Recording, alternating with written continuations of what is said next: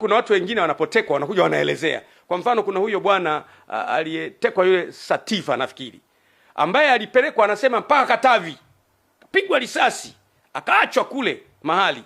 Aliporudi anaelezea kabisa, nilichukuliwa Dar es Salaam nikapelekwa hapa, anaelezea. Kwa hiyo haiwezekani kwamba watekaji hawa hawafahamiki kabisa. No, wanafahamika. Lakini kwa nini hakuna desperate means za kuwapata? Why? Mtu anaweza kunijibu kwa unafiki. Akanijibu asema, wewe Gwajima bwana, hawa watekaji unasema wanafahamika, basi tuambie ni kina nani. Ndugu yangu, Mo alitekwa pale Korosham wakati ule. Mimi nilipiga kelele, rudisha Mo. Kama unabisha, nenda kwenye YouTube. Nilisema mrudisheni Mo. Na wakati ule rais alikuwa Magufuli, whether yeyote, utekaji haukubaliki anytime. Wakati kina Roma Mkatoliki wanatekwa, mimi nilipiga kelele.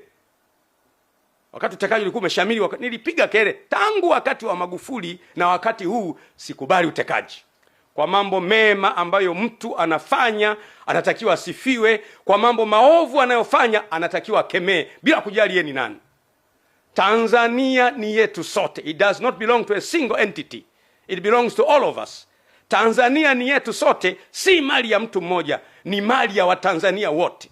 Siasa huja na kuondoka, na wanasiasa huja na kuondoka, lakini Tanzania inadumu vizazi hadi vizazi. Lazima tuilinde nchi yetu. Ndiyo maana mimi nasema kabisa, kuna kikundi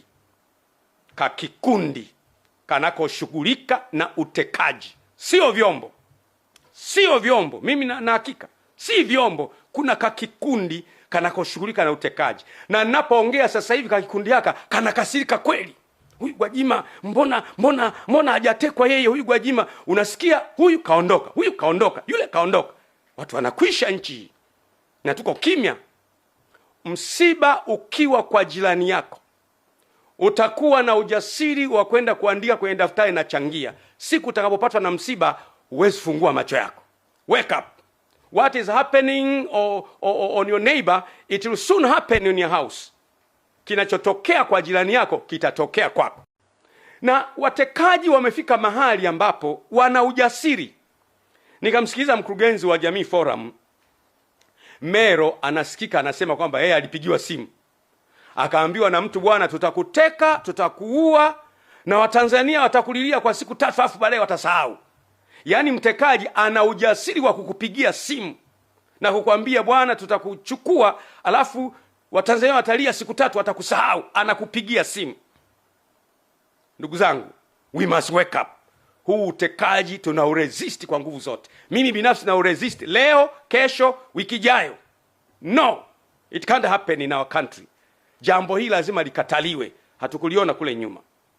Hii ni dharau iliyopindukia kwa mtekaji kukupigia simu na kukutisha. Leo watu wengi wamekimbia nchi. Mwana mapinduzi ya askofu wetu hayupo, wamekimbia. Sikiza nikwambie, kina Mwakipesile wamekimbia, wengi wamekimbia, wako nje. Wengine siwezi kuwataja kwa sababu ya hadhi zao. Maaskofu wa madhehebu makubwa kabisa wamekimbia nchi kwa sababu tu ya kusema. Sikiza niwaambie, at least mimi ni kiongozi wa taasisi. Unapokuwa kiongozi, watu wote hawezi kukubaliana wewe. Hata kwenye taasisi zetu za kimungu kabisa, ni kanisani au ni msikitini, si watu wote watakubaliana na wewe, na pamoja na kwamba ni waumini wako. Wakukusema wapo. Wengine watakusema kwa sababu za uongo, zitakuuma. Kama kiongozi lazima uwe na courage ya kumeza hayo maneno. Ukiwaua wote utamtawala nani? Ukiwateka wote utamtawala nani? Itakuwaje baada ya hapo? Unaweza kuwateka ukashinda uchaguzi. Baada ya kushinda uchaguzi, kila uliyemteka ana mdogo wake, ana mjomba wake, ana shangazi yake, ana kaka yake, ana ndugu yake. Baadaye nchi itakuwa kwenye uchungu ambayo itakuwa ni ngumu sana kuiganga. Amkeni. Nasema tena, this is a last wake up call. Hii ni kengele ya mwisho ya kuamsha kwamba amkeni, tutapoteza nchi. Kataa utekaji, disappearance of persons. Kwa mujibu wa Katiba ya Jamhuri ya Muungano wa Tanzania, Katiba ya mwaka 1977 ibara yake ya 8 kifungu cha kwanza inasema hivi: mamlaka ya nchi itakuwa mikononi mwa wananchi, na serikali itapata madaraka na mamlaka yake yote kutoka kwa wananchi hii ni kwa mujibu wa katiba hii, na itatumia madaraka hayo kwa niaba ya wananchi. Lakini ibara ya 8(1)(a) inasema mamlaka na madaraka ya serikali ya Jamhuri ya Muungano yatatokana na wananchi, na serikali itapata madaraka yake kutoka kwa wananchi kwa mujibu wa katiba. Tunaona kumbe serikali inapata madaraka kutoka kwa wananchi. Maana yake kisima cha madaraka, the oasis of authority and power in the country, kinatoka kwa wananchi. Sasa kama wananchi hawa wanatekwa, ambao ndio chanzo cha mamlaka, maana yake ni hatari sana. Ndugu zangu, utekaji haukubaliki. Baada ya miezi 5 kuwa nimezungumza kuhusu sikubaliani na utekaji, narudia tena mara nyingine kwa nguvu kubwa kabisa, sikubaliani na utekaji. Kesho kutwa, wiki ijayo, sikubaliani na utekaji na kutoweka kwa watu bila utaratibu. Ndugu zangu, wananchi ndio wenye nchi. Narudia tena, wananchi ndio wenye nchi. Na ndio maana hata neno lenyewe wananchi ni wana wa nchi, ndio wenye nchi. Usipowasikiliza wananchi,